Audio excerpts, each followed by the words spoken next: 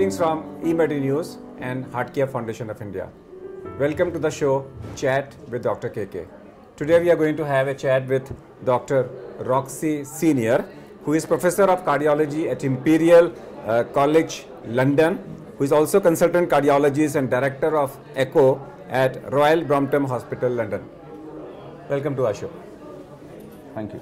In this chat, informal chat, we are going to talk about various facets of the researches in echocardiography and their implications to clinical practice. Okay, let me come back to the from very latest to the very basics. Today, we are talking about myocardial contrast echocardiography. Okay. We are talking about LVO pacification and we are talking about myocardial perfusion. So, in myocardial perfusion, what is the training required? Because to find out the reproducibility, and what are the pitfalls and limitations? Well, myocardial contrast echocardiography is a very new technique, but it is now practiced in many hospitals. We've just completed a recent 34-center, a multi-center trial in Europe, where we compared myocardial contrast echocardiography perfusion with SPECT, which is regarded as the standard for perfusion, and essentially it is as accurate as SPECT and as reproducible as SPECT. So there were 3 different readers in myocardial contrast echocardiography, 3 different readers in SPECT, and the reproducibility of both techniques were similar to each other. So to answer your first question about reproducibility, I think so it's which contrast are you using? The contrast that we are using there in Europe is called Sonoview. Sonoview. It's produced by a company called Bracco in Same is available in India. It is also available in India, yes. Okay. Yes. So when you're using the contrast, are there numbers for reproducibility? Which beat you're looking in every patient? Okay. So what the way we look at perfusion is we give the contrast as an bolus or continuous? Okay. Infusion is the best way to do it. Okay. That gives you the most consistent myocardial perfusion effect and reproducibility also. So we tend to give it as a infusion for perfusion. So Okay. that's the term, infusion for perfusion. And once it's infused, once it comes into the myocardium, into the LV and then into the myocardium, you have a steady state in the blood, and then you look at perfusion by clearing the microbubbles from the myocardium by increasing the power of the machine. And once so you flush and then... That's right, and that's called flushing. And once the microbubbles are cleared from the myocardium, you just watch its replenishment. Now, it's very important because there you get 2 components of myocardial perfusion. One is myocardial blood volume and one is myocardial blood velocity. And both these components are affected in patients with coronary artery disease. And in fact, it is also affected in microvascular disease. And that makes this technique a very sensitive technique to pick up diseases. So you're trying to say in a microvascular disease you will get a perfusion defect and the coronaries will be normal?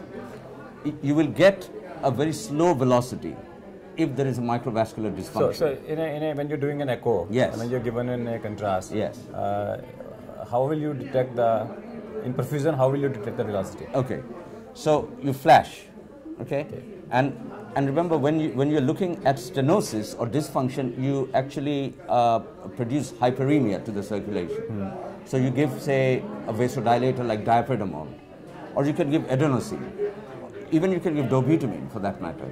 So any stressor agent you can give. So once you give the stressor agent, in normal patients where there is everything is normal, the myocardium is normal, there's no microvascular disease, no coronary disease, it fills up within a second of the flashing. Within 1 second? Within 1 second. That means how many cycles?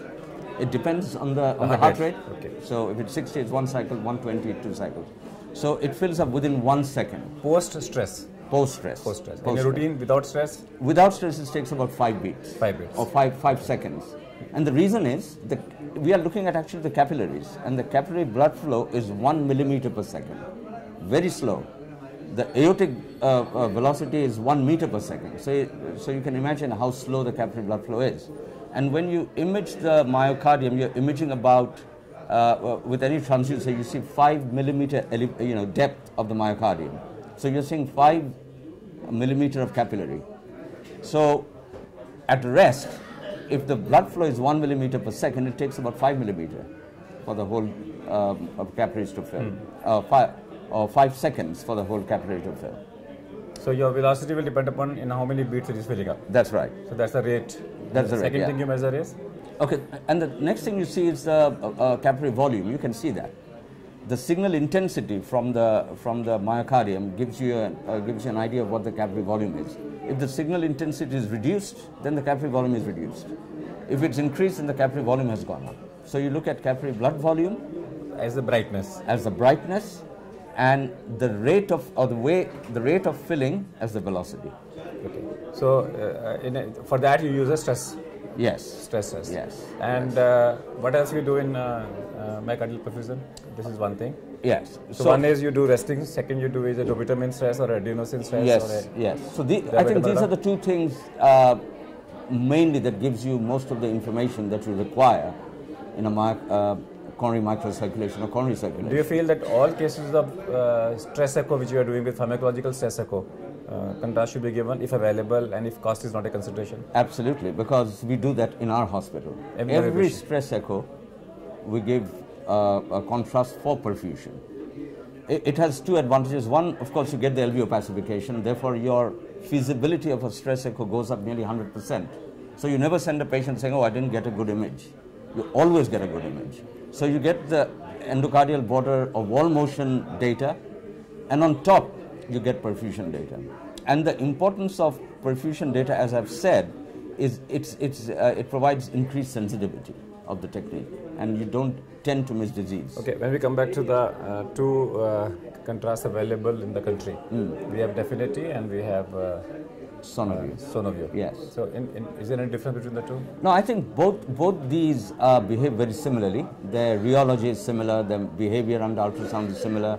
So I don't think there is any major difference between the two. So you can use either, but for perfusion, it's important to give infusion. Infusion. And infusion, what is your protocol? Okay, the protocol for Sonoview, which we use because that's what's available in Europe, we give 1 ml per minute. 1 ml per minute? Yeah. So, and that's 5 ml? Because in Definity it's 1.3 ml only, it will be less. Yes. In Sonoview you are using it more. Yeah, we are using 1 ml per minute. Okay. Right. So and then you adjust the dose. You start off that, and then you adjust the dose according to.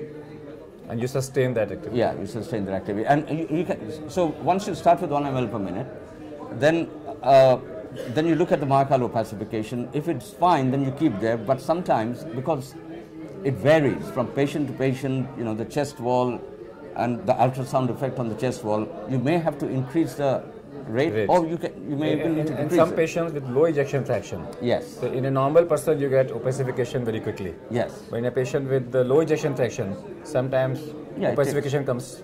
That's right. It comes a little because it reflects cardiovascular circulation. So it will take a long, but once it comes, it's there.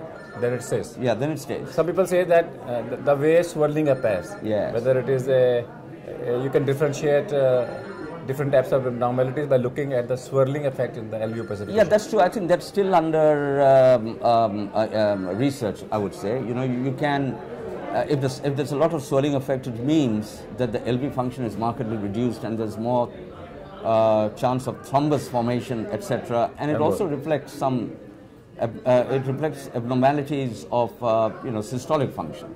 Sometimes when you give a bolus, yes, patients immediately for the next couple of minutes gets ectopics, sometimes couplets. Is there any explanation for that? I don't think so. This is a consistent finding I've observed in patients with low ejection fraction.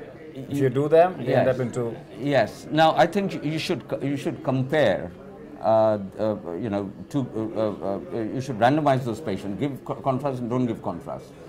And do it in 50 patients and see whether it's true or not. Because what we found in many studies now, that after contrast, we compared the presence of ectopics versus not giving contrast, and there was no difference as a whole. So, I think it rarely produces more. In which cases contrast should not? Because somebody says in shunts you don't give it. What's the reason? Okay, the only contrast, to tell you the truth, honestly, there's no contraindication. No contraindication. Unless if the patient is allergic to sulfur. I'm talking about Sonoview now. Now, Definity also has got phospholipid shells, so it also can be allergic if people are allergic to sulfur medications. But if the patient has a known allergy to one of the contrasts, don't give contrast. Otherwise, there's really no contraindication. So you can give it in acute ER setting, acute MI. Okay, not Sonoview, but Definity. Definitely you can give it in acute MI, any setting. But Sonoview still has contraindication in the first 7 days of an acute event. Now, it's still there, but it will be soon taken off because that's very arbitrary. It came on very arbitrarily, this whole contraindication. Now, people say that when you're using a contrast, yes, and you increase the MI index and you do the normal studies, you find the flow get exaggerated. You have better visualization of flows, you can see better MR, better TR.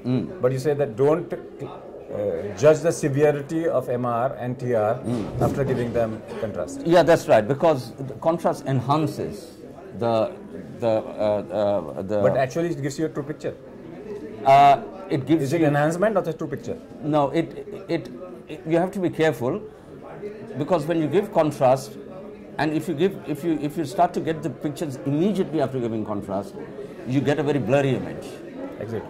So once the contrast is disappearing, then if you get the contrast effect, then you get really the true picture. So you have to be careful, because sometimes if there's too much of contrast, you see artifacts, and you might take that as a true picture. So okay. There was a time when Livovis was available in Germany, and then we got some of the studies. Yes. And we did a transesophageal Livovis study. Yes. And we could demonstrate left main, LAD, and a proximal circumflex. Yes. And we could even demonstrate LAD lesions. That's correct. Why this has not picked up after that? Why the proximal coronary lesions and left main be not as a routine be picked up by I think what you said was with transesophageal echo you picked it up, right? But you see, transesophageal is another invasive process you're talking about. It's not a transthoracic quick echo. So there are better ways of picking up coronary artery disease, left main disease, than doing a transesophageal echo to pick it up. So why not use the best technique? So in echo field, how will you pick it up? Well, in echo field, we don't try to pick it up, to tell you the truth, because we feel that echo is still not there for you to consistently say that, the disease is present proximally. I think there is still, it's just like CT. CT has a 98%, 99%. So you say that non-invasively, if you have to go for a CT. That's right. If you want to look at coronary arteries anatomically, then go for CT. I don't think echo is the way to do that. Not yet. Is your lab doing a contrast work in ultrasound and carotid? Yes. And vascular? That's right. You're doing it. Yes. And you have been able to pick up if there's a flow in the plaque, you say this is a vulnerable plaque? Okay, we are doing a lot of research on that, and we've published data on that, and we've actually compared a European population with Asian population, looking at the carotids. And so we did it in about 2,000 subjects. They're normal populations. I mean, normal in the sense they're asymptomatic population. With some had risk factors, some didn't. So we compared the carotids of the two, and what we found is, very surprisingly, that the intima media thickness and the number of plaques and the presence of plaques are similar in between Europeans and Indian Asians. Okay. But yet, the Indian Asians have higher vulnerability. Yeah, that's right. They have higher mortality. So there, if you give a contrast, you'll find them that the new vascularization is more. Absolutely. Okay. So that is our hypothesis, that if we in Indian Asians, the characteristic of the plaque could be different from that of a European, and the contrast by looking at neorevascularization of the plaque may be able to pick that up. Now, this is an ongoing study. We haven't actually finished that yet. So, when you're doing a carotid contrast ultrasound, yes. So, you're using the same probe or it's a different probe? No, it's a different. It's a linear probe. No, I know. Yeah. I mean, it's the same linear probe which you do a conventional carotid ultrasound. Yes, but okay. In that, what extra thing is required in a software? Because the conventional, say even if I take IE33, the conventional machine which is doing a contrast, which has all the facilities for a cardiac contrast, does not pick up carotid contrast. Yes. If they have a setting. If you go to the carotid setting, and with the same probe, actually, it's the same probe you're using. Same machine. Yeah, same machine, same probe. You have to go to the contrast setting, which is linked to the carotid setting. But that most of the machines don't have. Yeah, no, but the companies have it now, so you have to ask for it. So you can ask for a, Oh yes, it's available. vascular vascular probe with contrast. So apart from carotid, what about femoral? We haven't looked at femorals, but you can. There's, of course, you can look with contrast. You can look at any part of the system. But because we are seeing a lot of, when we see the cardiac, we also see the liver, and we have been able to pick up lots of lesions in the liver, specifically the cancers and all. That's right. But that is visible. But for carotid, you require a separate setting. Is what? I mean, is it less MI, more MI, or what? No, it's low MI. Low MI. It's low MI setting, but not very low MI. It's an intermediate type of MI point. It's about 0.1 to 0.2. Usually with myocardium we give even less than 0.1 we give. Yes. I mean the MI is even less 0.1. So this is more in the region of 2, and the frequency is very high, of course. So that's the setting is not vastly different. The setting is not vastly different. Yeah. Okay. Anything else to pick up a vulnerable plaque in echo? Apart from contrast, is there anything else? I don't think there is any new development in that, but there is another way of doing it. That is by, and that's very experimental now. That's absolutely, it hasn't come to the clinical field. It is by attaching a ligand to the contrast, which picks up activity within the plaque. Activity in the sense that the plaque, if it is active, it expresses some proteins. So to pick up those proteins, you can develop an antibody. For example, P-selectin.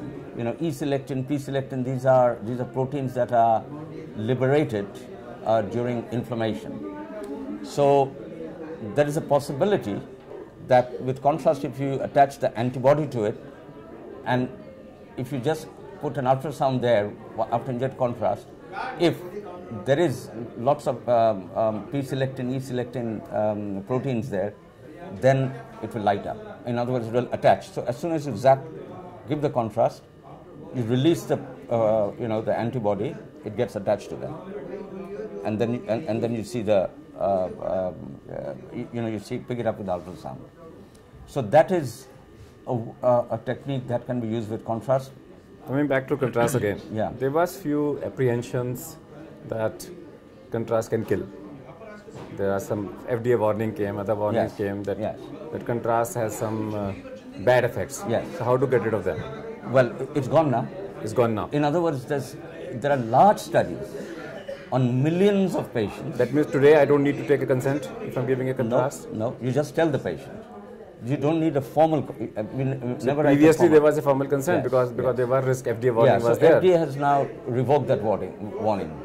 I mean, there is no contraindications for using contrast, and you don't need to have formal consent written consent from the patient. But of course, you explain to the patient you're giving. In between, at least for Definity, was withdrawn from the market for a couple of months. Yes. Was it a safety reason or was it a non-availability? It's production reason. Production reason, yes, but not the safety reason. No safety reason at all.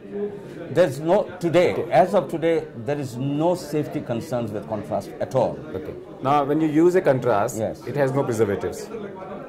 No, there's no preservative. Okay. Therefore, it has to be used within 24 hours. Yes. Okay. I'll give you a Jugaad contrast technology in India. Say let's take Definity. Yes. You have 1.3 ml. Yes. And it becomes costly. Yes. Because per test becomes costly. Yes. If I want to make it cost effective, yes. Let's me take, say, this is 1.3 can be used for 5 patients. So one patient is 0.2 ml. Okay. So if I take the whole bottle and put it into the machine and vibrate it, the whole 1.5 becomes active. Yes, of course. If I take only 0.2 ml, yes.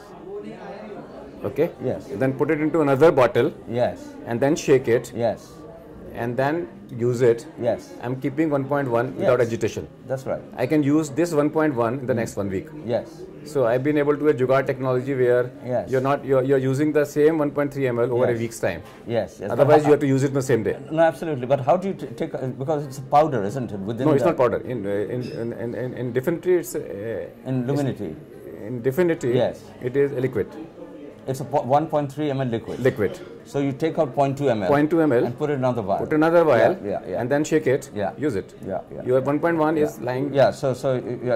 Okay. That's a jugaad. I call it as a jugaad technology because in India, then otherwise I'll have to find 5 patients. No, absolutely. If I find 5 patients, I can't get them. Yes. So I'm not being able to do it. And now I can use the same vial, 0.2 ml. Absolutely. I think innovation is the mother of science. You know, and another thing I've seen is that for LVO pacification, if I don't want to do myocardial perfusion, then 0.1. Absolutely. Then I can do 13 cases out of 1 vial. It's not required to do 5 cases. But the company recommends only 5 cases. For LVO pacification, you don't require So large amount of LVO pacification, even in my lab, if I just do LVO pacification, which we do in certain cases, for example, in very low risk patients. LV thrombus and other things. Yeah, even in stress echo, in low risk patients, you know, for example, we know that the pretest probability is about 20%. The chances of seeing abnormality is low, but we still want to exclude it. So there, we don't look at perfusion because we are not unlikely to pick up any. Just pick up the volvulus. Yeah, so we just pick up and we give 0.3, so some of you were talking about, we give with 0.3 ml, with 0.2 ml we get a rest picture, next 0.2 ml we get the stress picture, with 0.4 ml of the vial we finish. I normally do what is, I don't do I just give the contrast at the peak of the stress to save for the contrast value. Yes. So in resting I'm doing it, I just give it at the peak dose and see what happens, specifically in endobituminous stress echo. Yeah, no, absolutely. You can still do that. For economical reasons to protect the... That's right. You just need to look at wall motion at peak stress. If it's normal, then it's normal. Then everything it's normal, it is normal. Yeah. So let me come back away from the echo. Yes. What are your hobbies? Right. Sports. Sports. Which sports? Well, I used to play cricket and football both in school and in college. But then I gave up, but now I watch sports. So mainly it's including football cricket and cricket. So in today's scenario, do you think that Indian team needs a change? Absolutely. That they need more younger people, chances should be given to other people? Absolutely. I think chances definitely should be given to now. It should now have a new, new look. We have enough of all the, the people who were there before who did a wonderful job. There's no question about that. But the time has come for them to move on and look at it in a new way. I mean, like the English team had done. So if you would not have been a doctor, you would have been a cricketer? Or I don't no. That's my hobby, right? I don't think I would take it up as a profession. If you would not have been a doctor, yes, what profession you would have opted for? Well, I was actually, strangely enough, I was doing physics. Physics? Yeah. So Scientist? Scientist, yes. So I was very much interested in physics. In fact, I was doing physics when I got called for medicine. So it was a big decision for me. So I was. So have you ever chatted with somebody, had a chat with somebody on physics of consciousness? Physics of consciousness? Yes, absolutely. The relationship between physics and consciousness.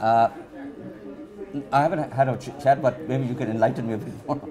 No, today consciousness we talk about either in the language of an IT, yes, or we talk in the language of a physics. Yes. If I want to talk about in the language of an IT, then I talk about that my body is like a computer, my electricity is like a pranavayu, then my mind is like a Microsoft Word, my intellect is like a Microsoft Excel. Right. My ego is like a PowerPoint, and my consciousness is like Udan Vayu, yes, and my internet is my God consciousness. Yes. So my consciousness, the operating software is my Udan Vayu, yes, and consciousness is my internet. So there is an internet called www.god.com/drkkagarwal. Right. Similarly, you have www.god.com/Roxy Senior. Both of us are connected to www.god.com/our pages. So whatever I am speaking to you, yes, a file is there. If I die, the file is there. So everything can be explained. Right. In physics of consciousness, we talk about quantum physics. In quantum physics language, we can explain everything of physiology. That's what.